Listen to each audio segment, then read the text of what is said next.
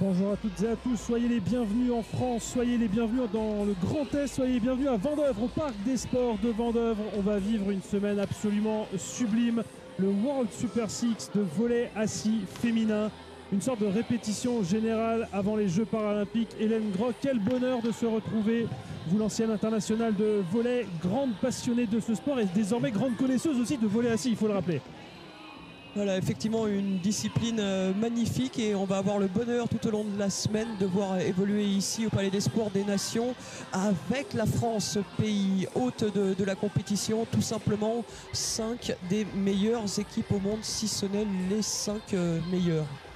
Oui, on l'a dit, les Jeux Paralympiques, on est un petit peu dans une phase de répétition générale. Les 6 nations que vous allez voir tout au long de la semaine ici à Vendeuvre, la France, l'Italie qui vont s'affronter d'ici quelques instants, mais aussi le Brésil, les États-Unis, le Canada et la Chine seront tous à Paris. Ce sera à partir du 28 août cet été aux Jeux Paralympiques. On a vraiment des équipes qui sont là en préparation de cette échéance majeure. Oui, un signe qui ne trompe pas, hein. Les équipes ont des scouts, des statisticiens. Pour le Canada, Jason Aldan, un joueur qu'on connaît bien en France, va officier à ce poste. C'est vraiment l'ultime préparation et l'ultime occasion de glaner un maximum d'informations sur les adversaires de ces équipes au JO. On va le rappeler, les USA champions, double champion olympique en titre. Paralympique. Champion paralympique. Champion paralympique en titre. Absolument, la Chine était finaliste des 2 dernières éditions de ces Jeux paralympiques après avoir glané les 3 premières médailles d'or. Et bien le Brésil est double médaillé de bronze de ces paralympiques. Le Canada est actuellement en tête du classement mondial, 4e à Tokyo, finaliste de la World Cup au Caire en Égypte à l'automne dernier. L'Italie est le champion d'Europe en titre, 6e des derniers JO de Tokyo. Et donc la France, on va pas se mentir, on va pas se cacher, va avoir du mal face à ces formations du très haut niveau mondial, mais ça va être encore une occasion d'apprendre et de progresser à vitesse grand V. Un avant-goût effectivement de ce qui les attend à Paris à la fin du mois d'août. Oui, parce qu'on aura le temps, Hélène, de revenir sur le process de qualification de chacune de ces équipes. Tantôt vainqueur des championnats du monde, tantôt vainqueur des championnats d'Asie, des championnats nord-américains, etc. Pour la France, c'est leur statut de pays hôte qui les invite à ces Jeux Paralympiques. Mais là, ça va aussi être l'occasion, alors déjà pour le public lorrain, de découvrir un sport absolument magnifique et spectaculaire, mais pour les Françaises de se mettre un petit peu dans une ambiance à domicile de ce qui les attendra à la fin du mois d'août. Ouais, on a vu juste avant à l'image les travées de ce Palais des Sports en train de se remplir notamment avec les jeunes élèves des écoles nancéennes qui sont venus à la rencontre ce matin de l'équipe de France, qui ont eu l'occasion d'échanger un peu avec Johan Escala et ses joueuses, et puis qui ont eu aussi pour certains la chance de pouvoir s'essayer à la discipline sur le terrain de ce World Super Six. Le format, Hélène, de cette compétition, on l'a dit, 6 équipes, 5 journées de mardi à samedi pour établir un classement. Et puis dimanche, le feu d'artifice, les finales. 5e contre 6e, 3e contre 4e. Et puis la grande finale à 15h pour sacrer le champion 2024 de ce World Super Six. Une compétition qui n'a plus eu lieu depuis 2019 et dont les États-Unis sont tenants du titre. Voilà le programme de cette première journée, donc France-Italie dans une poignée de minutes maintenant à 18h. On retrouvera le Canada face à la Chine à 20h, le Brésil face aux États-Unis. 2 matchs qui sont le remake des demi-finales des Paralympiques de Tokyo en 2021. Oui, absolument, il y aura un très très haut niveau ici. Et pour les joueuses de Johan Escala, ce sera l'occasion, on va pas dire de se jauger face à de tels adversaires, mais peut-être d'identifier ce qu'il leur reste à accomplir en termes de travail avant de se présenter aux Jeux Paralympiques dans les meilleures dispositions possibles. On le rappelle, c'est une équipe qui est très jeune en termes de nombre de sélections. Les joueuses ont 5 sélections au niveau international parce qu'elles ont disputé peu de compétitions. Elles sont en manque cruel d'expérience par rapport à leurs adversaires de cette semaine. Cette équipe de France a disputé son premier match international en 2021, seulement 3 ans d'existence pour cette équipe. Il ne reste que 4 des pionnières qui avaient disputé ce tout premier match international pour une équipe de France féminine de volley assis. la trajectoire est courte hein, et la France pourrait peut-être être inspirée par la trajectoire de l'Italie hein, qui a vraiment émergé sur la scène internationale en 2017 avec une 7e place au championnat d'Europe. L'année d'après, 4e demi-finaliste des championnats du monde, vice-champion d'Europe en 19 et qualifié pour Tokyo. Et qui dit conditions du réel, qui dit conditions paralympiques, dit hymne national avec l'hymne italien Fratelli d'Italia pour ouvrir ce World Super 6 ici à Vendeuvre.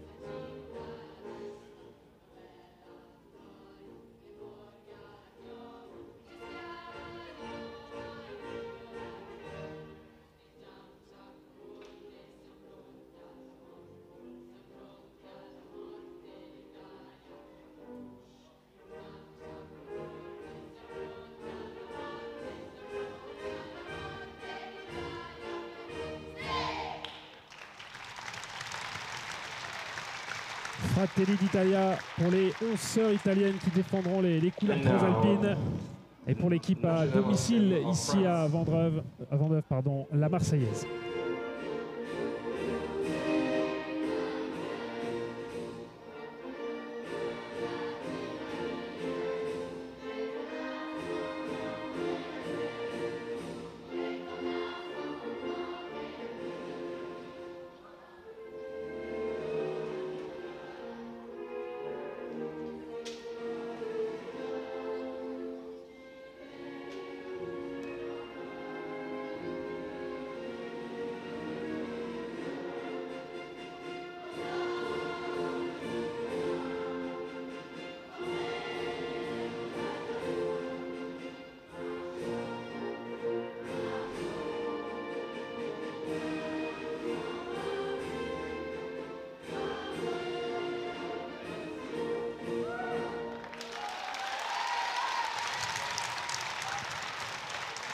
La première des 6 Marseillaises dans ce parc des sports de Vendeuvre. On va avoir un mot aussi, Hélène, pour tous les gens qui sont connectés avec nous en dehors de France, en leur rappelant qu'évidemment les matchs de l'équipe de France seront commentés en français et que l'on aura le plaisir de commenter les matchs lorsque la France n'est pas là en anglais. Just a short hello to everyone connected with us, especially the fans around the world, the Italian fans. Well, when France is playing, we'll be commenting the game in French and of course having a word in English during the timeouts and between the sets for sure. And of course, when France will be not playing, we will be live in English with you. And such a great pleasure to have you on this live streaming of World Power Relay. Enjoy the game. Enjoy this week here in Vendeuvre for this 2024 Women's World Super 6 of sitting volleyball.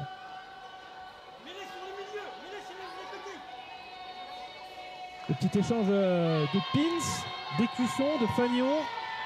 Et on va rentrer d'ici quelques instants dans le vif du sujet en découvrant, comme il est de tradition de le faire dans le volley, les 6 de base choisis par les entraîneurs, avec une petite particularité, on l'a observé à l'échauffement, la France qui joue sans libéraux, 9 joueuses mais qui portent toutes le même maillot. Du côté italien, on est sur un schéma plus traditionnel avec une libéro, c'est Silvia Biasi, la numéro 18, qui porte un maillot bleu. Et un mot évidemment hein, pour cette équipe de France, pour les deux absentes, coup dur lors des classifications. On reviendra sur ce système hein, qui détermine la capacité des joueuses et joueurs à prendre part aux compétitions de paravolley, aux compétitions internationales. Sylvanie Legelo, qui était la capitaine de l'équipe de France depuis 2019, qui faisait partie des premières, a été écartée juste avant la compétition. Un mot sur les arbitres. La première arbitre de ce match, Gigi Prieto, l'américaine. Elle sera assistée de l'Azerbaïdjanais Eldar Zulfugarov avec une spécificité, Hélène. Première mondiale aujourd'hui, le challenge vidéo sera utilisé. Première mondiale dans le volley assis, évidemment, c'est une grande première. Et on aura donc un troisième arbitre, en l'occurrence une troisième arbitre, Kirsten Kohn, qui sera chargée d'aller visionner les images vidéo quand les deux coachs demanderont et éventuellement la vérification d'une décision arbitrale. Ouais, c'est un dispositif innovant pour encore une fois permettre à ce sport de se développer, de progresser. Et on découvre les Italiennes qui vont être sur le terrain pour débuter ce match. Giulia Belandi, Roberta Pedrelli, Francesca Bosio, Eva Cecchiatelli avec son numéro 6, Sara Cirilli et Raffaella Battaglia avec son numéro 9. On l'a dit, Silvia Biasi, numéro 18, porte un maillot différent, celui de Libero, l'Italie qui évoluera donc avec son maillot blanc, tandis que les Françaises jouent avec leur traditionnel maillot bleu.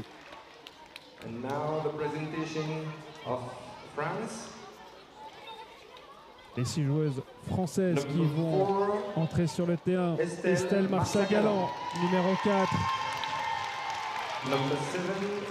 Séverine Baillot. La passeuse Anaïs Rigal qui se retrouve du coup un petit peu quasiment orpheline à ce poste puisqu'on a perdu une des passeuses lors de la classification.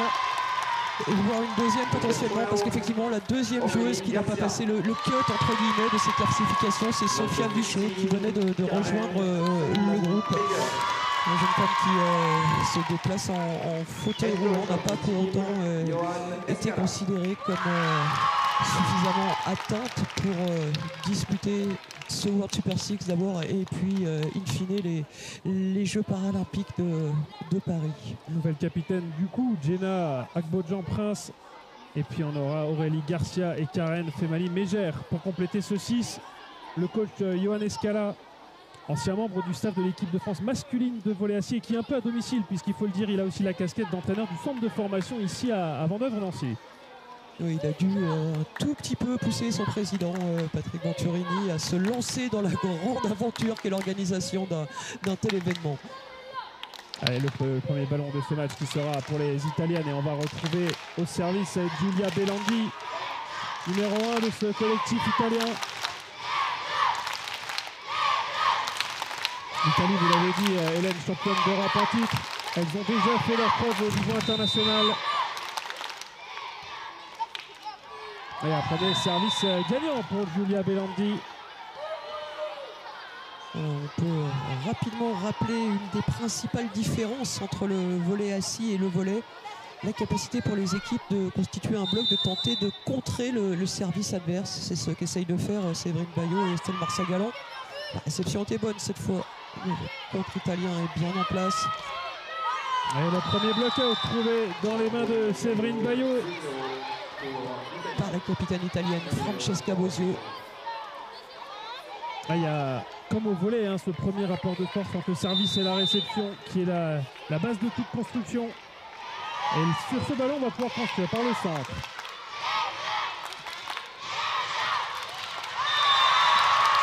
Jolie combativité d'Anaïs Rigal, la passeuse, pour inscrire ce premier point pour les Françaises.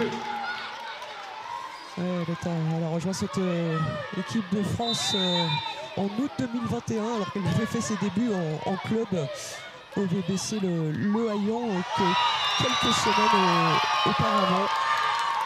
Elle a fait direct sur cette attaque italienne. Attaque trop longue de Roberta Pedrelli qui espérait certainement attraper un bout de bloc.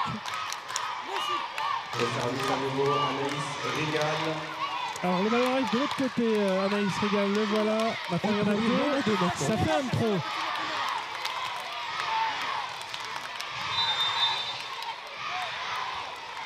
Un bon service là sur la ligne d'Anaïs Rigal, mais une jolie séquence. On a vu la réceptionneuse italienne qui enchaînait immédiatement, qui se déplaçait rapidement, Sara Cirilli, pour venir taper ce ballon au centre. Super combinaison. Une sacrée vitesse de déplacement pour un tel enchaînement. Derrière aussi, il faut 2 mètres de chaque côté. Le ballon qui sort de limite du terrain, ballon qui était un petit peu loin pour Jenner et Claude Jean-Prince. Alors on est en train de s'organiser un peu à côté ramasseur de balles, c'est tout nouveau. Il y a des ballons, le terrain est un petit peu plus petit, le filet est plus bas, on le rappelle 1m05 chez les filles, la hauteur de ce filet de volley assis. Et Karen Femali-Mézières en difficulté en réception, la numéro 15 française.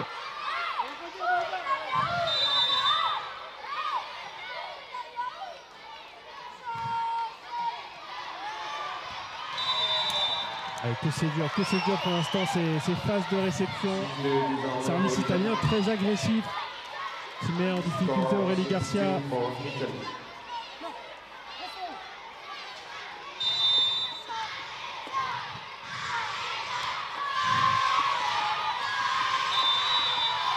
On a cherché à accélérer le jeu cette fois aussi en sollicitant directement Séverine Bayot au centre. Ça n'a pas fonctionné, le score qui est en faveur des Italiennes dans ce premier set. Ouais, 7-2 pour l'instant, l'Italie est devant. Réception trop longue encore une fois, et on vous le rappelle, on est dans un format où les équipes disputent une rencontre par jour, donc au meilleur des 5 sets, 3 sets gagnants.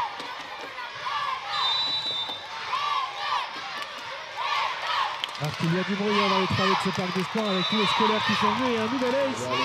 Elle a été lobée cette fois-ci, Karen Femali-Mézières. Je ne sais pas quel est votre sentiment, Hélène, mais les réceptionneuses françaises sont très avancées dans ce terrain. Tout à fait, ça n'a pas échappé à Francesca Bosio qui a choisi ce service lobé effectivement qui est venu mourir sur la ligne de fond. On a changé le dispositif du côté français. Anaïs Rigal a reculé pour venir prêter main forte aux réceptionneuses. On a constitué un bloc à 3. Et ça fait sur l'escalade un premier changement avec l'entrée en jeu de Linda Medjaeri, la numéro 10, pour essayer de venir soulager un peu Karen Femali-Mézières qui était en difficulté en réception, et on réadapte le dispositif. Du coup, suite à l'entrée de Linda Medjaeri, Anaïs Rigal s'est replacée, repositionnée à la passe. Et ça sort cette première tentative de réception de Linda Medjaeri. Et oui, on le sentait venir. Ce premier temps mort demandé par Johan Escala, le coach français. Oui, parce que le changement n'a pas eu l'effet escompté et que derrière on prend confiance côté italien quand il y a la série qui s'installe. 11-2. Alors on l'a dit, Hélène, on le répète, cette équipe de France est en train de vivre sa première expérience à ce niveau de compétition face à une équipe italienne dans le top 10 mondial. Mais il va falloir de toute façon se mettre dans ce rythme et être capable de répondre à une telle intensité, parce que derrière les 4 autres équipes, les États-Unis, le Brésil, le Canada et la Chine, c'est au moins aussi fort.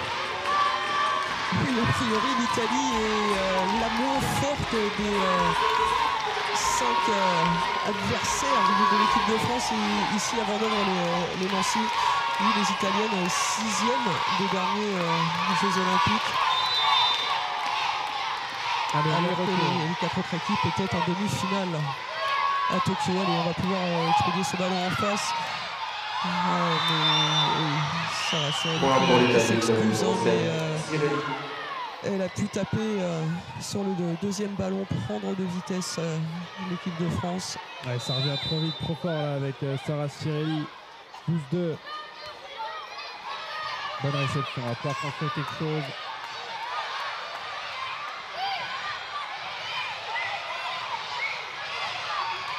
Un ballon rendu, il y a eu 4 touches. 4 touches, oui, effectivement. Difficile, parce que même quand la réception est bonne, derrière il y a tout l'enchaînement, la construction. Et l'Italie qui semble assez solide à la fois au bloc et dans le secteur défensif aussi. Service long qui est bon. Et quelle précision, ça vient de mourir 2 cm avant la ligne. Encore une fois. Johan Escala qui ne parvient absolument pas pour l'instant à trouver les solutions pour tourner cette position sur laquelle les Françaises sont bloquées depuis de nombreux points. Il est allé discuter avec ses 2 adjointes, Morgane Doty et Nathalie Prigent, en quête d'une solution. Là, on a pu construire côté français, mais le bloc italien est encore une fois bien présent en face d'Estelle Marsagallon. 15-2.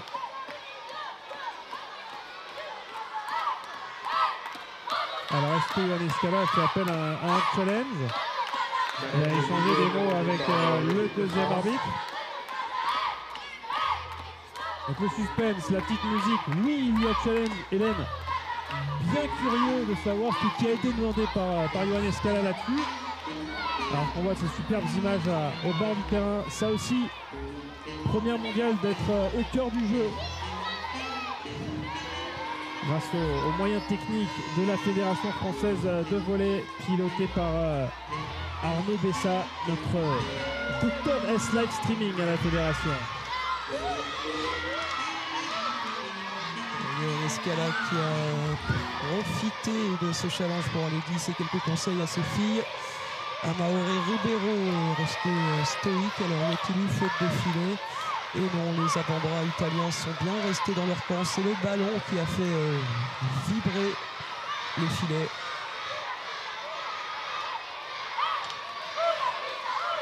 Après un challenge non couronné de succès. Alors, je tente que tout se mette un petit peu en place sur ce premier challenge. Voilà l'image qui arrive sur l'écran géant de ce parc des sports. Et on vous rappelle aussi que on juge les fautes de filet au volley assis uniquement sur la partie supérieure du filet parce qu'évidemment les jambes ont la possibilité de passer en dessous et éventuellement toucher le filet. Voilà, challenge perdu.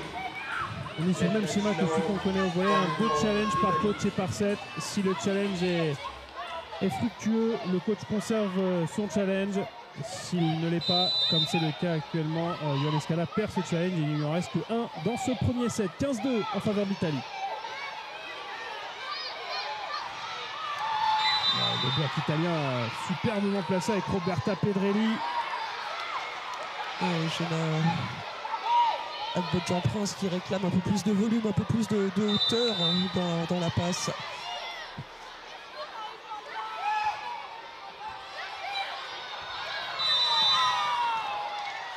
Et on va ressortir Linda Medjaeri qui elle aussi est en difficulté pour faire revenir sur le terrain Karen Femali-Mégère. Asphyxier la réception française pour l'instant dans ce premier set.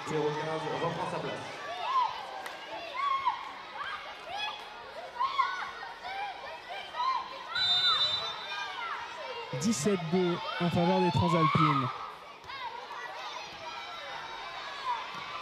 Ça crée un peu plus de hauteur et ça sort. Coach Jean-Prince qui cherchait peut-être à accrocher un bout de doigt, à trouver le block-out. Ce qu'il y a de sûr, c'est que Francesca Bozio, elle n'aura pas besoin de faire de service cet après-midi en répétition. Alors on aura fait une sacrée série et elle met encore une fois en difficulté la réception française. 19-2, deuxième temps mort demandé par Ioannis Skala. Oui, il y a eu 2 partout. Francesca Bozio a récupéré le service à 3-2 pour l'Italie et ne l'a plus lâché. Well, as you can see, France is currently struggling with reception in this first one, with Francesca Bozio having such a great streak, serving behind the line. And it's already the second time I called by Ioannis Skala, the French coach. 19-2 for Italy in this first game. And we'll give you the score of today. Canada will play against China. It will start at 6 p.m. French time. And then in prime time at 8 p.m. Brazil against the USA. This will be the 2 upcoming games here in Vendôme. Voilà, tous les enfants à présent, Palais des Sports qui crient « Allez les Bleus !» pour tenter de redonner un peu d'énergie à cette équipe de France malmenée en réception et une jolie défense. Et ce ballon qui revient traîner à portée de la main de Sarah Cirelli. Ouais, ce ralenti. Très puissante Sarah Cirelli au centre du terrain. Service bloqué. Et le ballon qui va encore revenir. Oh, le blocage. Voilà, le bon relais à la passe de Stella Sagala. C'est la première fois aussi que le ballon est vraiment poussé au niveau de la mire par le Gina, puis joué le blockout. nouveau changement de joueuse avec Olivia Mann, la sociétaire du Père Volleyball, qui remplace Aurélie Garcia. Et on va retrouver Séverine Bayot au service.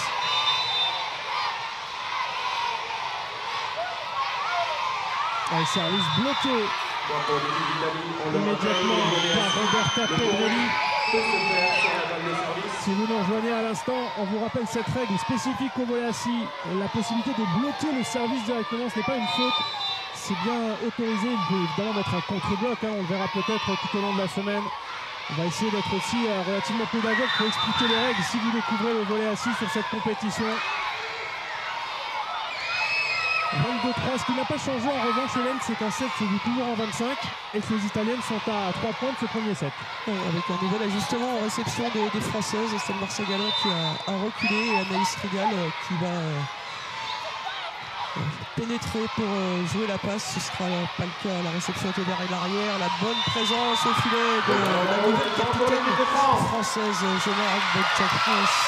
Elle a dû jouer main gauche ce ballon. On va le revoir. Elle qui est plutôt droitière habituellement. Un ballon qui sort des limites du terrain. 4e point pour les Françaises. Il reste un petit peu de travail pour remonter. Estelle Marçagallo au service. Grosse prise de risque là sur ce service vers le poste 1. C'était un petit peu le discours de Johan Escala. On sait que ce sera dur, mais il faut sortir du terrain sans regret en ayant essayé quelque chose. Sarah Cirelli, un bras tout aussi efficace au service qu'en attaque. Et ça fait une première balle de 7 ça pour l'Italie. Nouveau service gagnant des Italiennes.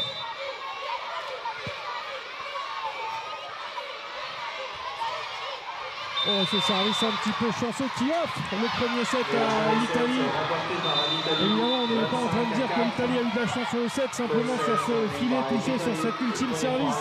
25-4, le score de ce premier acte entre la France et l'Italie. Entrée en matière compliquée pour nos tricolores réels. Ouais, on se doutait que ce serait compliqué, peut-être pas à ce point, et au volley assis comme au volley, le service réception c'est la base. La réception française a énormément souffert dans ce premier set, et puis quand les Françaises se sont retrouvées sur leur mise en jeu, elles étaient contraintes de courir après le score et donc de prendre des risques importants, trop importants.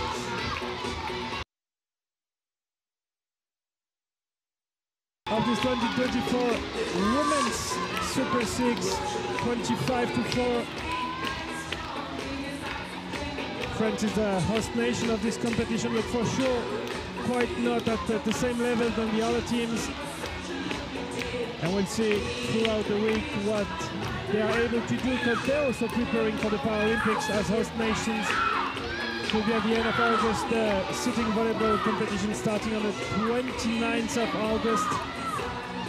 And we hope you enjoy both the images you get, but also this competition.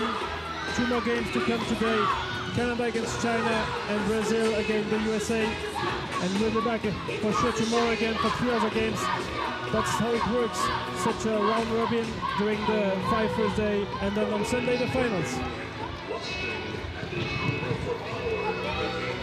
Et 3 matchs par jour jusqu'à dimanche ici au Palais des Sports de Vendôme-les-Nancy. 6 occasions pour notre équipe de France d'emmagasiner de l'expérience. Malheureusement aussi de mesurer l'écart qui les sépare encore du très haut niveau mondial. Et on va faire un petit détour par le partenaire du volley assis en France, Accuracy, cabinet de conseil financier qui s'est mis dans sa communication à la recherche d'un sport paralympique à soutenir, et c'est le volley assis qui a été choisi. Excellente nouvelle pour non seulement pour le développement du volley assis, mais aussi pour le sport para en général. Et c'est vrai qu'on ne le dit jamais assez, ce sont bien les Jeux Olympiques et Paralympiques qui poseront leur valise à Paris cet été. Luigi Prieto, l'arbitre américaine, ne va pas tarder à rappeler les deux équipes sur le terrain pour débuter la deuxième manche. Alors si on se met un petit peu dans la tête du banc français, forcément, hein, ça fait mal au flot de prendre 25-4. Quels sont les... Je ne veux pas dire les mots de Yoann Escala, mais quelles sont les solutions qu'on peut imaginer, Hélène, notamment comme ça en réception, on est complètement débordé. Est-ce qu'il y a quelque chose à faire? Essayer, on les a vus s'ajuster, proposer des lignes de réception différentes. Ça n'a absolument pas perturbé, notamment la capitaine italienne Francesca Bosio. Et cette fois, ce sont les Françaises qui vont démarrer le set au service par l'intermédiaire d'Anaïs Rigal. Allez, le tour de nos Bleus de tenter de mettre à mal la réception des Transalpines. Oui, espérons que ce soit peut-être le côté là-bas du fond du Parc des Sports qui porte chance aux serveuses. On va tout de suite voir ça. Et avec l'Italie qui dispose d'une libéro, vous la voyez avec son maillot bleu et son numéro 18, Sylvia Biasi. Pas de libéro dans l'équipe de France, ça aussi, ça pourrait offrir une option supplémentaire à Yoann Escala sur les phases de réception un peu difficiles. Ouais, ou alors c'est qu'il estime qu'il n'a pas une joueuse qui sort vraiment du jeu, du lot sur le fond de jeu. Ça a été dévié par le bloc française qui se battent bien. Une attaque aux 2 mètres de Julia Ringueri. Donc pas loin derrière la ligne, mais il est effectivement annoncé hors des limites du terrain par le juge de ligne. Il attaque aux 2 mètres et non pas aux 3 mètres. Hein, le terrain plus petit, 6 mètres sur 5. Et donc la ligne qui délimite la partie avant du terrain et la partie arrière est à 2 mètres du filet. En tout cas, les règles sont les mêmes. Hein. Lorsque vous êtes joueuse des lignes arrière, vous ne pouvez pas attaquer au-delà de cette ligne. Elle a fait une petite faute de quart avec sa main gauche là-dessus. Giulia Beanghi n'a pas réussi à attraper le carré magique là-bas vers le poste 5. L'équipe de France a besoin de votre soutien. Allez, on encourage les Bleus. En tout cas, Yoann Escala, lui, il a vu tomber clairement à ses pieds hors des limites du terrain. 2-1 pour l'Italie. Céline Bayot, la joueuse de la SPTT Besançon au service. Le bloc mais qui ne franchit pas.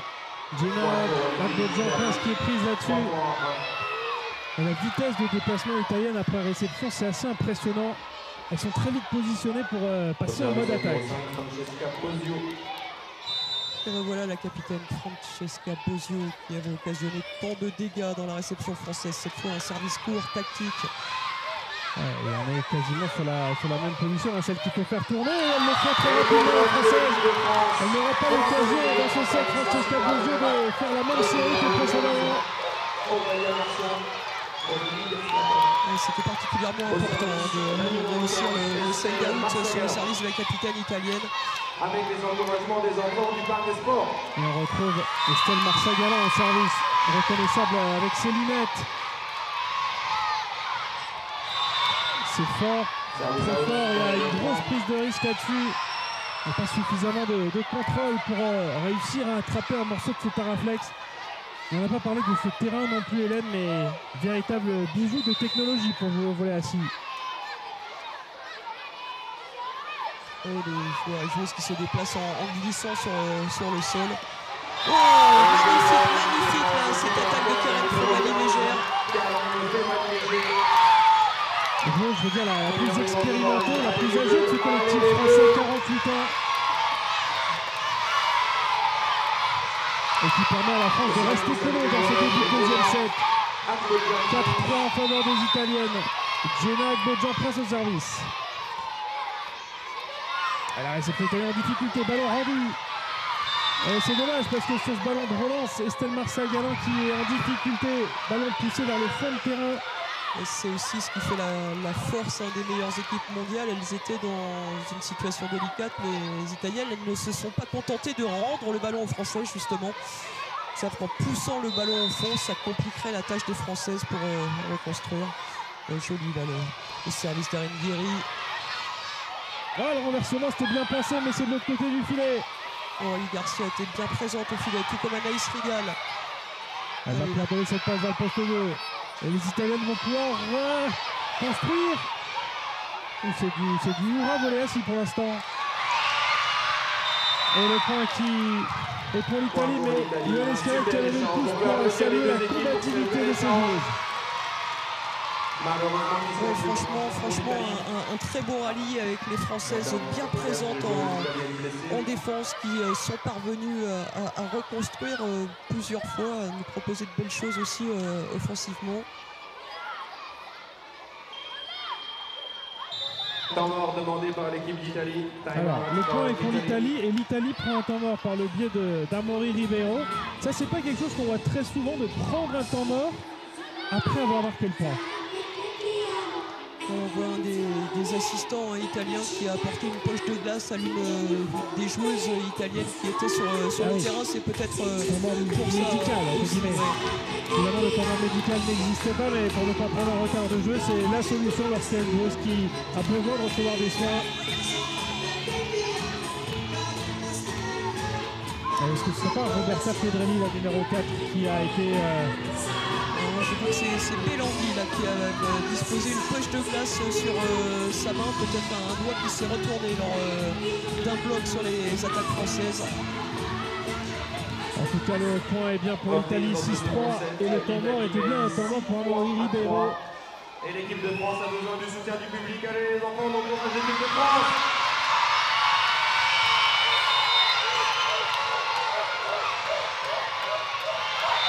Et la réception française encore une fois en difficulté sur ce bon service de Julia Aringuieri. On continue d'encourager l'équipe de France, on crie allez les bleus, on crie allez les bleus, allez.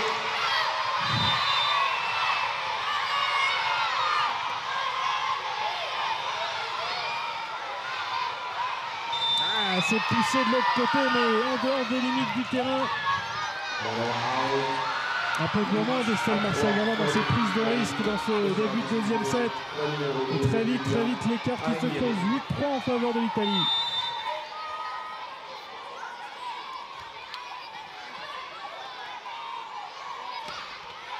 Encore une belle attaque de Karen Femali-Mégère et ça ne reviendra pas pour les efforts de la libéro Sylvia Biasi. Allez, on encourage l'équipe de France, on les encourage, ils en ont besoin pour remonter, pour recoller. Oui, je suis en train de me faire la remarque, Hélène, on dit souvent que la libéro est la spécialiste du fond de jeu, elle a un grand contrôle du ballon. Mais Sylvia Biasi est imputée membre supérieur et c'est elle qui a ce rôle-là. Donc une vraie maîtrise de ses gestes techniques malgré ce handicap au niveau de son bras droit. Assez surprenant.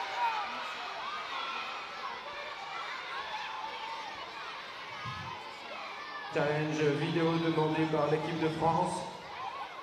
Et nous on va avoir le droit au deuxième challenge de cette partie. Ioane Escalade qui est en train de vérifier. Alors est-ce que c'est une coupe de filet comme avant? Est-ce que c'est un ballon in-out? Toujours un moment un petit peu angoissant quand on a cette musique, surtout qu'on n'a pas forcément vu ce qui a été demandé. Et surtout un échange entre Ioane Escalade et le deuxième arbitre Eldar Zulfougarov.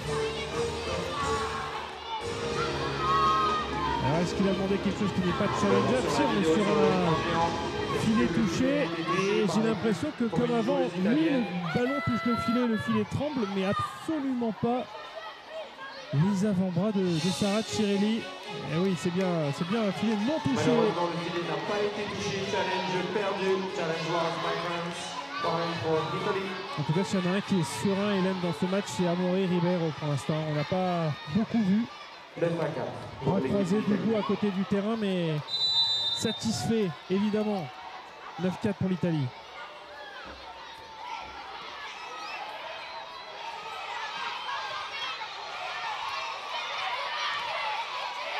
Le ballon ralenti par le bloc français. On va pouvoir attaquer Estelle Marseille-Galland qui n'a pas trouvé la faille sur cette attaque depuis la ligne arrière. Et c'est de beaux échanges que nous avons des deux équipes aujourd'hui. On peut les encourager les deux. Bon bonne réactivité de l'Italie sur le ballon qui touche la bande. Allez les enfants, on soutient l'équipe de France. Ensuite, sur le deuxième contact, Julia Belandi qui allait faire cet échange. Ouais, la gauchère, hein, ça aide sur ces ballons qui viennent depuis le poste 4. Ngueri qui a hésité, qui a quand même défendu cette balle et qui conclut le point sur cette attaque à 2 mètres. Le score est désormais de 11 à 4. Ngueri qui est classifié VS2, donc handicap minime entre gros guillemets. C'était le cas de Sarah Cirelli, la numéro 7 présente lors du premier set. On a le droit à 2 VS2 dans un effectif et une seule sur le terrain. Donc pour qu'Aren Ngueri soit sur le terrain, ça implique côté italien que Sarah Cirelli n'y soit pas. Ouais, cette attaque de Francesca Bosio qui sort des limites du terrain. 30 ans pour Francesca Bosio, l'une des plus jeunes joueuses de cette équipe. Pas la plus jeune puisqu'on a Sarah Designy qui a que 25 ans, la numéro 10 qui est combien qu'on n'a pas encore vu.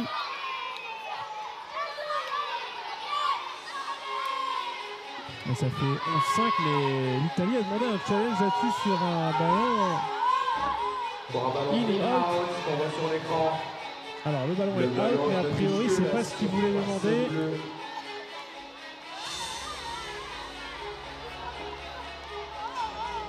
Et pendant ce temps, on va. C'était aussi pour avoir l'occasion de continuer à s'occuper des Le point est confirmé pour l'équipe de France. de Julia Belandi.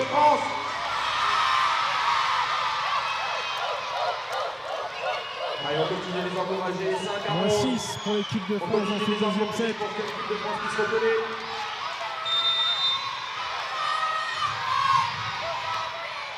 Oh, le bon service, un super service là, de Karen Fellaini-Légère. Et ça a le don de réveiller les quelques 300 scolaires qui ont pris place dans ce parc du sport de Vendôme. Raphaël Bataglia rentré de mon numéro. Excellent service. Alors là aussi, il y a une prise de risque maximale pour aller chercher cette zone. Mais c'est payant.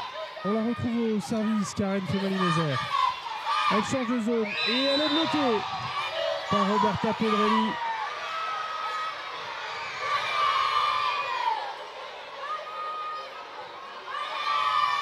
Et on retrouve Eva Ceccatelli, la quinquagénaire de cette équipe italienne, 50 ans tout pile. La plus vieille joueuse de cette compétition. Toutes les équipes confondues. Alors l'occasion aussi de rappeler que c'est un sport où la longévité est évidemment plus grande que sur le volley que l'on connaît. On peut jouer beaucoup plus longtemps et c'est aussi l'occasion, Hélène, de rappeler toutes les valeurs d'inclusion que prône le volley assis. On peut jouer évidemment avec des valides lorsqu'on n'est pas en compétition internationale. On peut jouer en mixte, on peut jouer à tout âge. Et c'est la raison pour laquelle c'est un sport ouvert à tous. Et le club développe des sections de volley assis en France. Allez les enfants, on Il y a plus de 60 clubs désormais dans l'Hexagone, 35 qui inscrivent leurs équipes en compétition de volley assis. Là, c'est des Françaises qui viennent de Marseille, de la région parisienne, de Lyon, de Bordeaux, de Castres, de Lannion. Vraiment, on a un club de volley assis partout en France, donc n'hésitez pas à aller vous essayer à cette pratique. Au niveau de la bande blanche. 14-7 pour l'Italie dans ce deuxième set.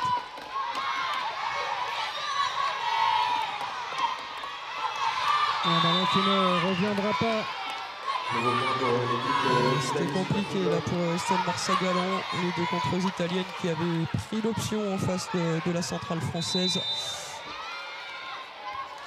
Bosio et Aren Ngueri. Le gros service là de Belandi. Yanis Kala est obligé de poser un temps mort parce que l'écart s'est considérablement creusé sur cette bonne phase de service de l'Italie et les difficultés que rencontrent les Françaises en réception. En tout cas, si sur le terrain, pour l'instant, pour les Françaises, ça ne sourit pas. L'ambiance dans les tribunes de ce parc des sports de Vendôme est exceptionnelle pour ce mardi après-midi. Le match avancé à 14h30 pour permettre aux enfants des écoles d'y assister. Il y aura un autre match à 14h30. L'Italie encore et la Chine. Pour tous les autres jours, notez les horaires 16h, 18h, 20h pour les rencontres de ce World Super 6 de volley assis féminin. Et puis dimanche 3 horaires différents pour permettre de délégation de rentrée pour la finale. Absolument. 11h56, 13h34, la petite finale et la grande finale, ce sera à 15h ici même dans ce parc des sports à Vendôme. Quelle attaque là sur la diagonale de Francesca Buzio. Elle ne s'est pas échappée, la capitale italienne là. Elle n'a rien laissé en route sur cette attaque. Des Françaises qui ont tourné juste avant le service. Et ça n'était pas loin de fonctionner, mais Jenna Bodjan-Prince un peu lobée par ce ballon. Je n'avais pas eu l'occasion de voir où était positionné le contre italien.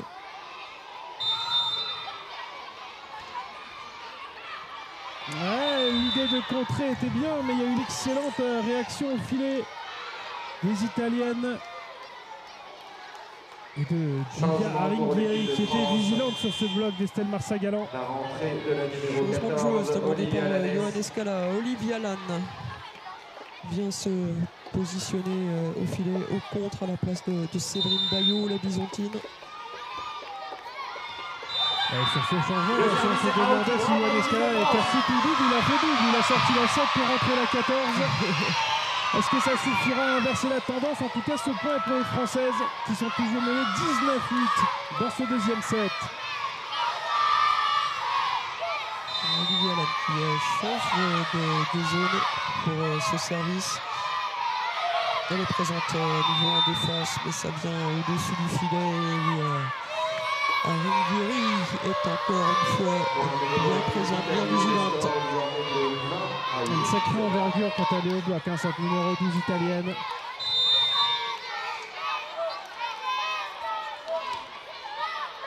Allez, la bonne réception, on peut construire une attaque là-dessus. Ballon déposé, cœur de terrain, mais qui va revenir.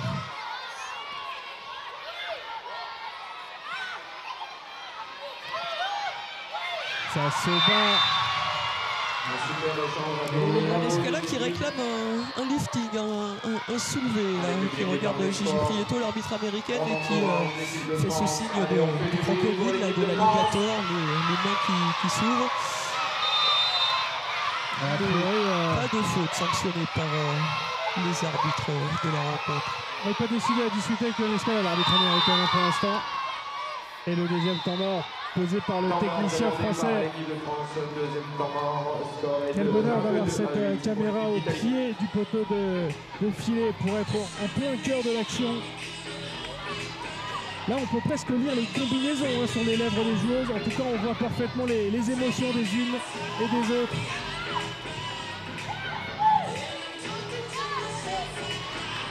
On aperçoit la Morgane Douty qui a pris à part Anaïs Rigal, la passeuse de cette équipe de France. Tandis que Johannes Scala s'adresse au reste de l'effectif. C'est vrai que la discussion avec Anaïs Rigal, c'est un petit peu le temps d'eau de ce qui se passe sur le terrain. Il faut déjà réussir à trouver quelques certitudes en réception. Ça fait défaut à cette équipe de France depuis le début du match. Il faut dire aussi que les joueuses italiennes servent très bien, sont très agressives.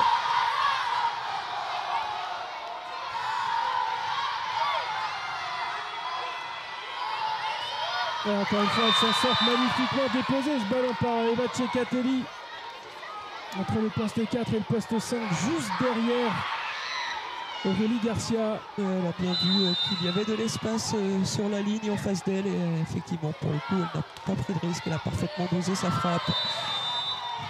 Et décidément, Francesca Buzio, redoutable serveuse. Elle a un sacré bras, on l'a vu à l'attaque tout à l'heure, on l'a vu servir au premier set quasiment pendant l'intégralité du set. Et ça offre une balle de 7 aux Italiennes, 24-8. Et la première sera la bonne puisque ce ballon ne reviendra pas. Karen Femani-Légère en difficulté sur cette réception et ça fait 2-7-0 pour l'Italie. 25-4, 25-8. La France a fait 2 fois mieux qu'au premier set. Voilà, position. Effectivement, 2 fois mieux au score, beaucoup mieux aussi quand même sur le terrain. Là, on a eu l'occasion d'assister à de vrais échanges, à de beaux échanges. Les Françaises qui sont quand même arrivées par moment à poser leur jeu et à nous offrir quelques jolies phases offensives. Mais encore une fois, pour en arriver à ces attaques, il faut que la réception tienne le choc. Ça a été le cas par moment. On a fait tourner notamment sur le premier service de Francesca Bosio sur la rotation suivante. La capitaine italienne a à nouveau fait parler la poudre. Well, as you can see, Italy is now leading 2-0 in this first game, very first game of day 1 here in Nancy. It's the Women's Super 6. First time that this competition is held again since 2019. The USA are the title holder, and for the moment it's far too difficult for France to have a good response to what Italy is offering on court. The reception is just too weak for the moment, and Italy is clearly leading 2-0, 25-4, 25-8.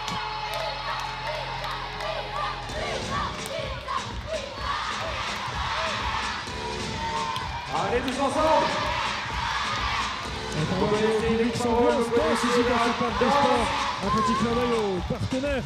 Vous êtes près de 600 aujourd'hui à être venus. France, Accuracy, cabinet de conseil financier qui soutient le sport paralympique et le volley assis en particulier. Regardez, il y a même Gigi Prieto qui est en train de danser. Ça nous plaît certainement. Surtout de voir autant d'enfants venir prendre du plaisir ici à regarder, à découvrir le volley assis pour bon nombre d'entre eux. Et vous l'avez rappelé, ils ont eu le plaisir ce matin de venir échanger avec les joueurs de l'équipe de France à la sortie de l'entraînement. Un mardi après-midi de fête, on est forcément mieux ici dans une salle de sport qu'à l'école, hein, on va le dire. Aussi, ça participe certainement en partie de l'enthousiasme des jeunes spectateurs présents dans les travées du Palais des Sports des Nations de Vendôme-les-Nancy.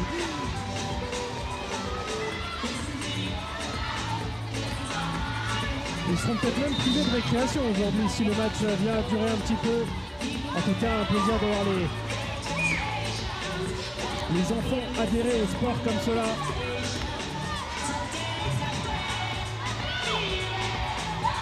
Et on vous le rappelle, hein, les 6 équipes que vous allez voir tout au long de la semaine ici seront aux Jeux paralympiques cet été. Les équipes qui sont ici en préparation, disons-le, parce que autant la France est certainement loin de ce niveau, autant on pourrait avoir une très belle densité entre les États-Unis, le Canada, la Chine, le Brésil, pourquoi pas l'Italie aussi qui est sur une progression assez constante ces dernières années. Ça nous réserve de matchs de très haut niveau. Ça y est, Gigi Prieto a fini de danser, on va pouvoir y retourner. Avec une nouvelle venue sur le terrain pour l'Italie. C'est Flavia Pareggiani qui sert là-bas. Et on a aussi Sarah Sirli, la numéro 7, qui est de retour sur le terrain. Et côté français, on est reparti sur le même 6 de base pour l'instant. Julie Ligné pour la France n'est pas encore entrée en jeu, contrairement aux autres femmes assises sur le banc pour l'instant. Et Olivia Ladd.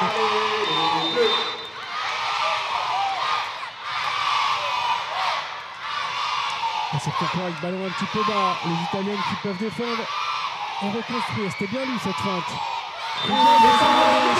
d'Anaïs Rial pour conclure ce point. Bravo à tous, on continue de les encourager, c'est grâce à vous, c'est grâce à vous. C'est pas forcément son rôle numéro 1, mais si elle commence à mettre des points, la passeuse française, on va évidemment pas s'en plaindre. 2-1 pour l'Italie. C'est un peu trop tendu, c'est un porté de la main droite de Francesca Bosio qui contre donc ce service d'Anaïs Rigal.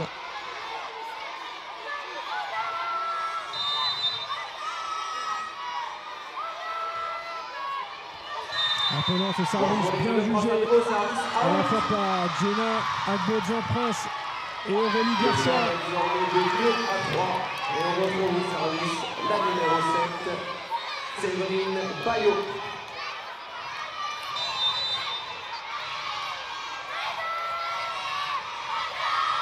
Réception parfaite. Et ça touche la mire, cette attaque de Francesca Bosio. Ah ouais, c'est un ballon qui a touché l'antenne. Challenge demandé pour une balle qui aurait touché la mire, on le rappelle. On voit très clairement sur ce ralenti proposé par Arnaud Messa. Alors Gigi Prieto, c'est à moins de 2 mètres d'elle. Mais c'est... Ah, regardez, on va pas aller jusqu'au challenge. L'Italienne qui le dit, que ce ballon a touché la mire a priori. Donc pas besoin de passer par la case challenge, mais je crois que le projet est lancé du côté du troisième arbitre. Oui, sauf qu'une joueuse qui dit qu'elle a touché le ballon, on la croit, là, ce n'est que l'avis aussi de Bosio, même si elle a vu clairement ce ballon toucher la mire. Elle ne peut pas en être sûre, la capitaine italienne. Donc je crois qu'on va aller au bout de ce challenge, mais que le point devrait être donné à l'équipe de France. Pour en revenir à Gigi Prieto, c'était tout à fait dans son axe, donc c'était pas très évident. Effectivement, nous sommes positionnés nous au fond du terrain, donc on le voit très bien. Pour l'arbitre américain de ce match, c'était plutôt compliqué.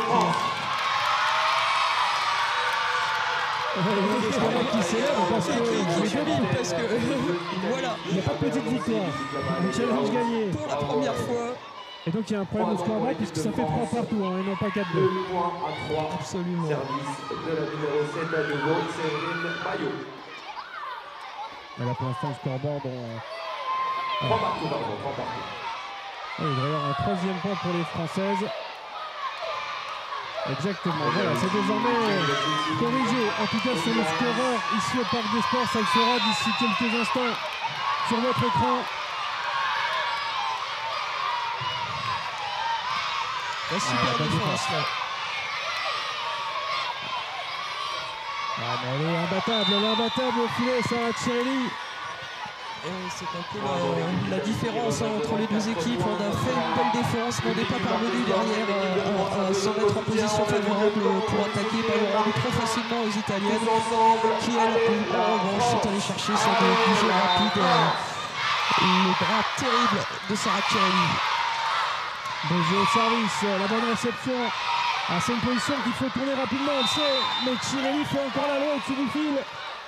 Et on accélère le jeu, là, elle tape en première intention la centrale italienne. On n'en passe pas par une partenaire pour lever la balle. Ouais, quel service, bien trouvé cet intervalle entre Séverine Bayot et Karen Femali-Mégère. Et donc on change à Anaïs Régal qui vient se positionner au cœur de la réception des Bleus.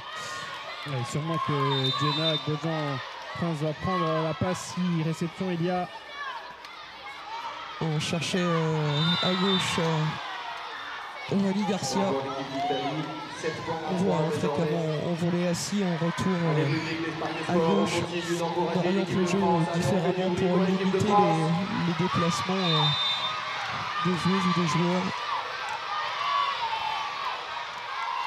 Et cette fois on cherchait bien le centre, effectivement. Jenna Agbo-Jean-Prince, c'est un peu long et ça profite une nouvelle fois à Sarah Cirelli. En tout cas, si on était sur des distinctions individuelles pour ce match poste par poste, je pense que Sarah Cirelli a pris une petite option au centre.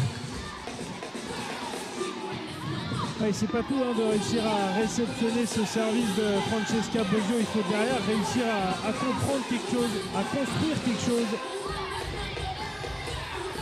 Et on voit Anaïs Régal qui est prise en individuel pour essayer de trouver des solutions. Il prend en faveur de l'Italie alors que l'on voit les statisticiens et Jason Aldan à gauche qui a pris la casquette de scoutman pour l'équipe du Canada. Allez, reprise entre les deux équipes. Il est arrivé ici à Nancy avec un grand sourire ce matin. Et qui a entraîné successivement l'ASCAM et Mont-Longa ces dernières années. Après une carrière de joueur notamment en France, notamment avec l'AS Cannes, avec qui il a été champion d'Europe.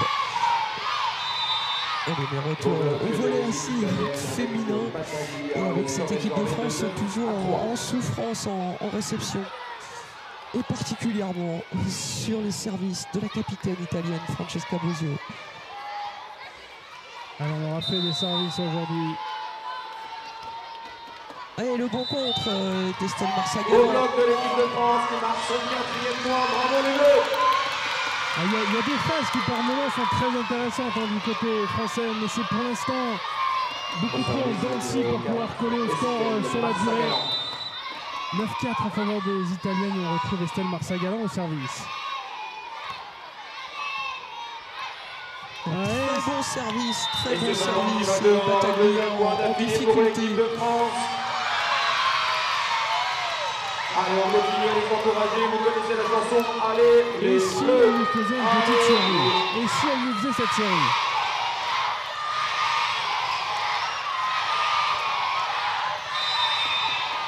Elle cherchait la bonne zone, la profondeur derrière Rafaela Battaglia. Elle en a mis un peu trop dans sa frappe, Estelle Marsagala. Allez les Bleus, allez les Bleus. Allez, pour l'équipe de France, l'objectif c'est d'être sur une progression chiffrée. Passer la barre des 10 points serait forcément un bon objectif.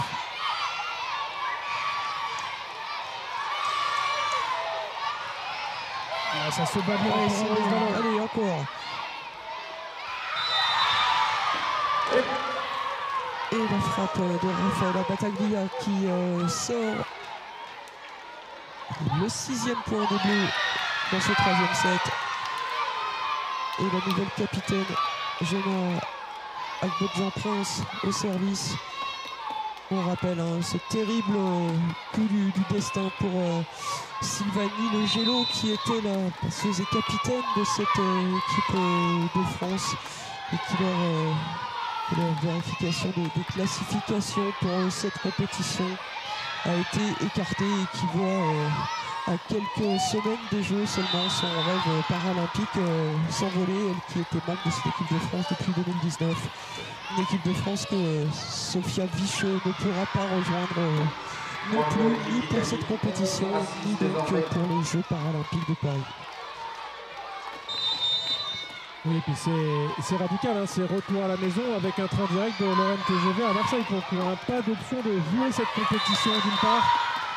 Et comme vous l'avez dit, Hélène, ce rêve paralympique que les joueuses ont en tête depuis maintenant plusieurs semaines, plusieurs mois, qui s'arrête sur... alors on ne va pas parler d'examen médical, puisque ce n'est pas le cas. C'est tout un process de classification qui est bien complexe pour s'assurer, on va dire, d'une équité sportive maximale, mais sur des critères médicaux qu'on ne maîtrise pas forcément parfaitement. Déjà du fait du secret médical pour commencer, mais en plus parce qu'on peut être surpris du fait qu'une joueuse ait été classifiée, reste en observation et puis tout d'un coup perd sa classification. C'est très technique, c'est très médical tout cela, mais en tout cas la sentence est terrible pour Sylvanie Legelo. 12-7. Les Françaises qui se battent, en tout cas, c'est ce que demandait Yohann Escala, de la combativité. Avec Linda Mecciaeri, la joueuse du Castres Massaguel Volleyball, qui est entrée. Karen Femani Major l'a complètement enfermée par le contre italien. Est-ce que vous avez déjà vu une Karen enfermée sous un toit? Ça y ressemblait. Et Yohann Escala qui va demander un challenge là-dessus. Alors, vu l'action, ça pourrait ressembler à un filet touché, la demande? Oui, ça devrait être ça. Yohann Escala qui avait donc eu raison de demander le challenge précédent, qu'il l'a conservé. Je ne sais pas si vous avez vu Silvia Biasi, très joli choix de barrette. Vert, blanc et rouge aux couleurs du drapeau italien dans ses cheveux. Challenge demandé pour un filet touché. Ah bah le filet est touché, mais par les Françaises. Par une Française, malheureusement. Par Karen Femani Légère. Une joueuse italienne a touché le filet sur cette action. Ouais, il n'arrive pas à arrêter son geste sur cette attaque. En fait, il y a marqué filet touché, non. Il l'est, mais par l'autre camp. Bon, la décision est la même, le point est pour l'Italie. 13e point pour les Transalpines. par les deux équipes. On continue On a d'encourager. le sourire du côté du banc français parce qu'on a demandé un challenge pour finalement découvrir que c'est la France qui a touché le filet.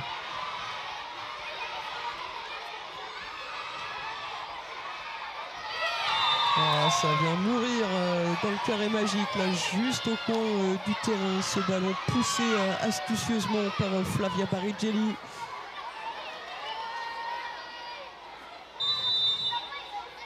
Et on prépare peut-être un nouveau changement du côté de Yoann Escala. Il a demandé à Olivia Lam de se rapprocher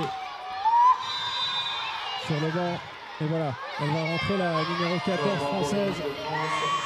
Changement assez classique sur Séverine Baillot. Olivia Planès. Plus 8 pour l'Italie dans ce troisième set.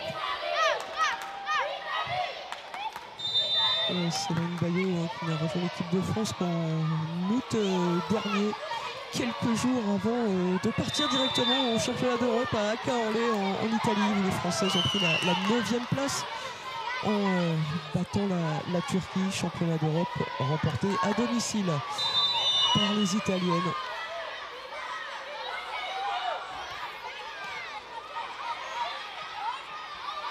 Olivia Lam qui va pousser ce ballon avec sa main gauche, mais ça sort des limites du terrain. 17 à 7.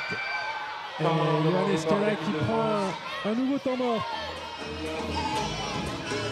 Alors je ne sais pas quel est l'objectif qu'a fixé le staff à ses joueurs, mais certainement quand on connaît sur le papier la différence de niveau, l'objectif qu'on a évoqué tout à l'heure de passer la barre des 10 points est assez symbolique. C'est symbolique. Après, je ne pense pas que le staff de l'équipe de France soit à la recherche d'un score. Vraiment, c'est ne pas laisser passer les occasions de progresser. Et effectivement, arriver à remonter quelques ballons, pouvoir s'offrir l'occasion de faire passer le ballon plusieurs fois au pied du filet, d'offrir un peu de résistance à une équipe de la trempe de l'Italie. Ce serait bien. Reprise dans ce troisième set, l'équipe d'Italie mène 17 à 7.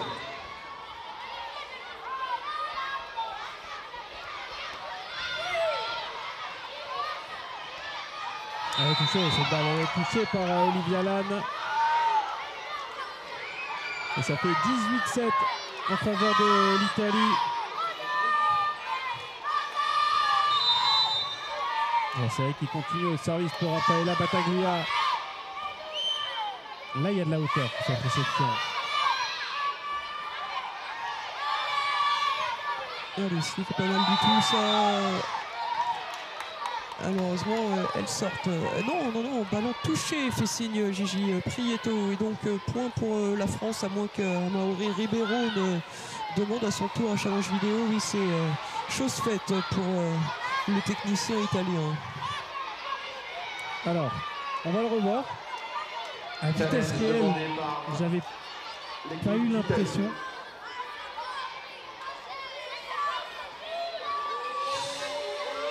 On est dans ce process du challenge. Le ballon a été donné à la France pour un block-out. L'équipe d'Italie va demander est-ce que le ballon a bien été touché au contre.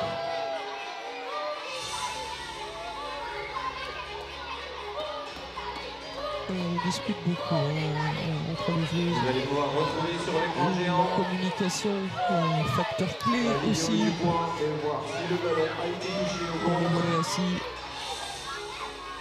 Estelle Marsagalon qui anime pas mal les débats côté français. Alors, est-ce qu'un doigt italien a effleuré cette balle? Et malheureusement, non. Ouais, à vitesse réelle, j'avais pas l'impression. Alors, est-ce que. On a l'impression qu'il passe bien au-dessus du bloc, ce ballon. Le point qui va donc bien être rendu aux Transalpines. Et Raffaella Battaglia va pouvoir tenter de continuer sa série au service. Et donc Yoann Escala qui va aussi prendre un challenge pour demander si le ballon est in ou out. Donc on va être sur un contre-challenge. Alors, le double challenge. Le double challenge, c'est comme on veut. De toute façon, à 19-7, c'est vrai que rentrer à l'hôtel avec un challenge dans les poches, ça va pas servir à grand chose. Non, on ne peut pas le mettre de côté pour demain. Hein, donc, effectivement. Bah tiens, puisque vous parlez de demain, Hélène, le programme de la journée de demain, la France jouera en soirée face au Canada à 20h. L'Italie rejouera dans l'après-midi, ce sera à 16h par contre face aux États-Unis. Et entre les deux à 18h, on aura le bonheur de vivre un Chine-Brésil. Ce ballon qui vient confirmé pour l'équipe de France. Me semble-t-il, il est de là. L'attaque est magnifique au bloc, mais les liens dans le terrain. Fémali Mégémer qui va pouvoir se présenter derrière la ligne de service. Et on retrouve au service. service la numéro 15, Karen Fémali Mégé. Et de deux. Allez, public de Paris Sport, vous connaissez, on encourage l'équipe de France, on encourage les Bleus. Allez, les Bleus. Alors là, le concept, c'est que le ball a été joué il y a 4-5 minutes à peu près. Hein. Pas se refroidir. Et on retrouve Karen Fémali Mégé au service. Ouh, celui-là non plus n'est pas bien loin, mais un petit peu loin. Suffisamment loin pour que Johan Escala renonce cette fois à demander un challenge vidéo. Et c'est Flavia Barrichelli qui va servir pour l'Italie, la joueuse de 33 ans.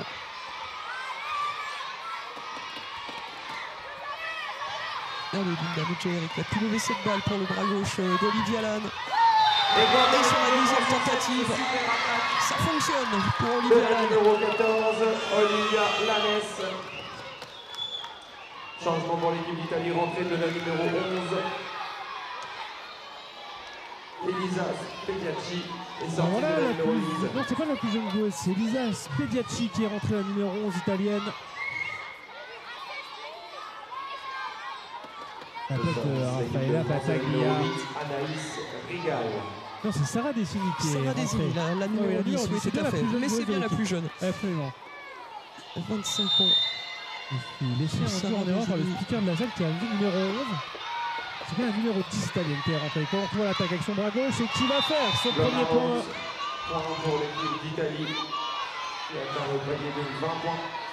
20 à 9. Allez, l'équipe de France, on lâche pas, on lâche pas. On y va point par point. Et le public des Paris Sport, on continue d'encourager l'équipe de France. 20 à 9. Oh, ballon qui est un peu poussé, elle cherche le poste. Et la balle est dedans pour l'équipe de France. Marsagala, un peu chanceux ce point, mais il compte pareil. Et ça permet d'atteindre la barre des 10 points. Il n'avait pas beaucoup d'autres possibilités, mais c'est bien vu quand même de ne pas avoir cherché la fin de courte, d'avoir poussé ce ballon au-dessus des défenseuses italiennes. Allez, on l'encourage. Là aussi, c'est la petite faute de quart, la petite soquette, comme on dirait au golf là pour Olivia Lann. Sortie de numéro de Séverine Maillot. De la numéro 7. 21-10. Séverine Maillot.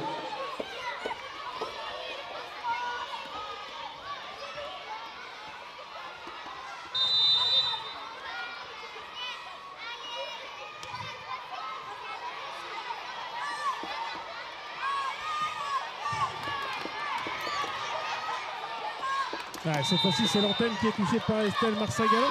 Un petit peu loin, ce ballon. A touché la ligne. Et voilà, l'entrée sur le terrain de Julie Ligné.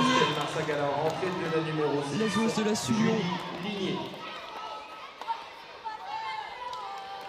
La région lyonnaise, elle aussi, hein, qui s'est clairement mis au volet assis. L'Azul, on a aussi le pays voironnais.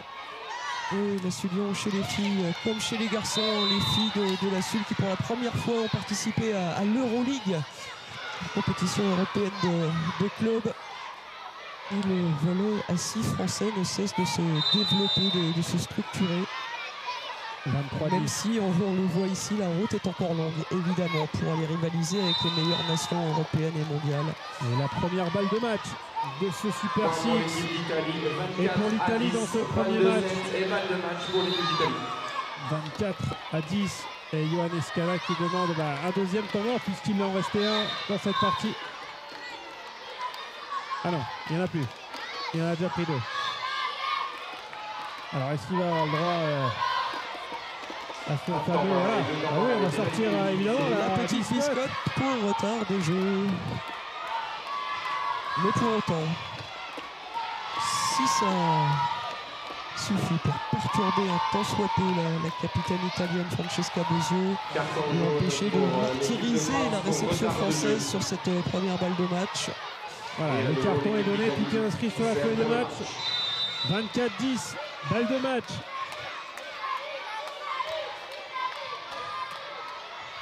Jenna Agbojan-Prince qui était bien présente au bloc, qui lève un bon ballon aussi à Linda Medjaeri, première balle de match sauvée par les Bleus. On encourage l'Italie qui est toujours sur balle de 7 et balle de match. On a besoin de 24 ans, la pression sur les épaules de Allez, les Bleus! Allez, les Bleus!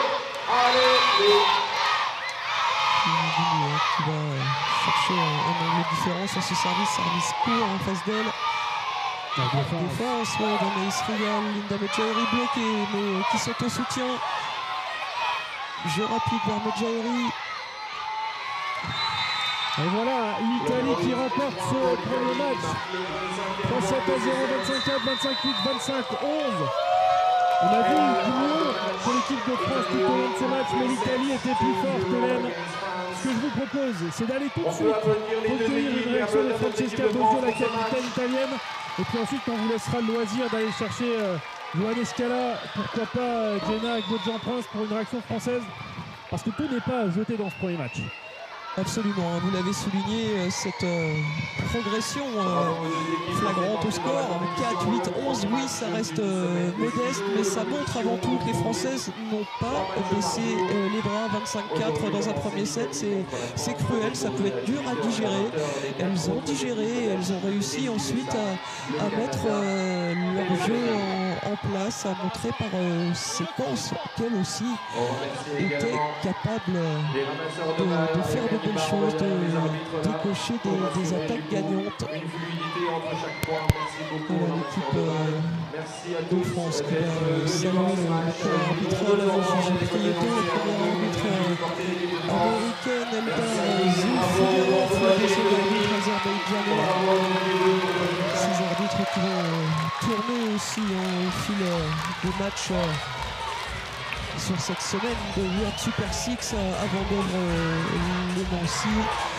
Deux matchs encore au programme aujourd'hui à 18h, Canada-Chine, à 20h, Brésil-USA. Tout bêtement, le rematch des demi-finales des Jeux paralympiques de Tokyo. L'équipe de France qui se met en place pour la photo officielle.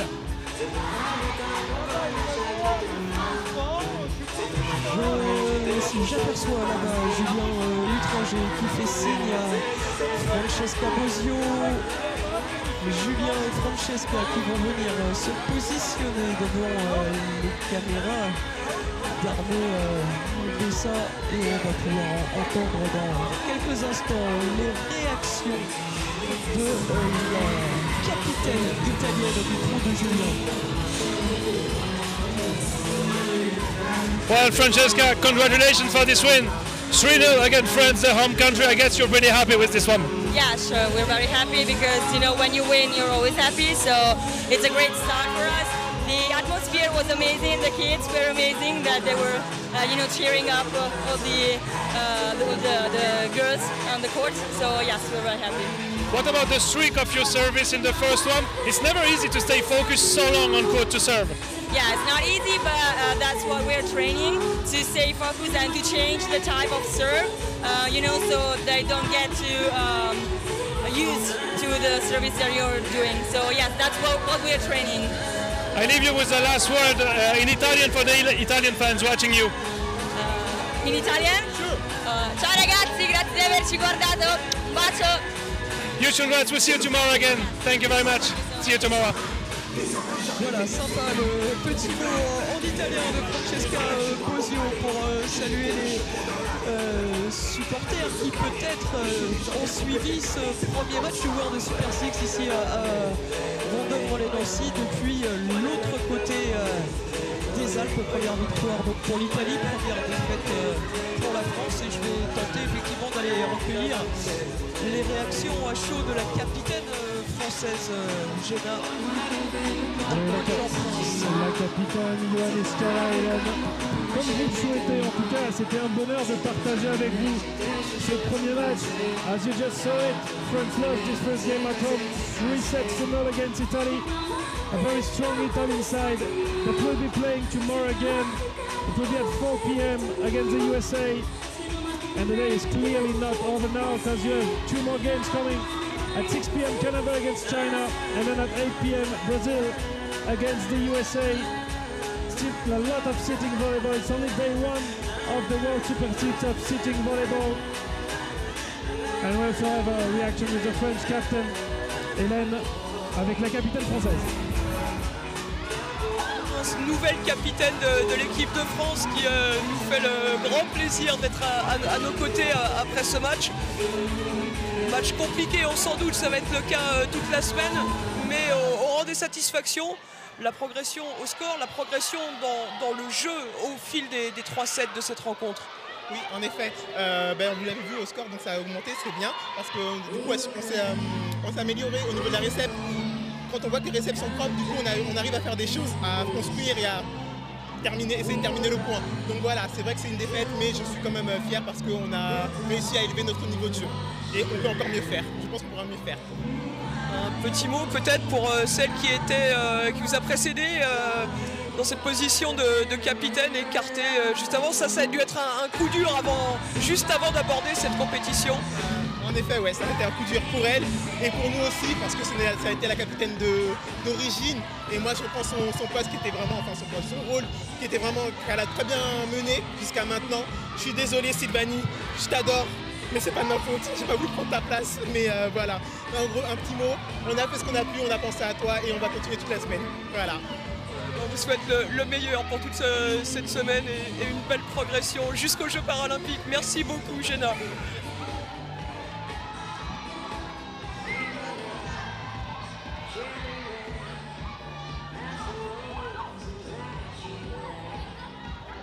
Voilà les 2 capitaines de la France et de l'Italie qui ont réagi après cette victoire 3-7-0 pour l'Italie. Ce n'était que le premier match de cette journée de mardi à 18h Canada-Chine et à 20h Brésil-États-Unis pour un remake de ce qui s'est passé aux Jeux paralympiques. C'était les 2 affiches des 2 demi-finales des Jeux paralympiques de Tokyo. On a encore beaucoup de volets assis à vivre ensemble. Un grand bravo à l'Italie et rendez-vous à partir de 18h pour Canada-Chine. À très vite.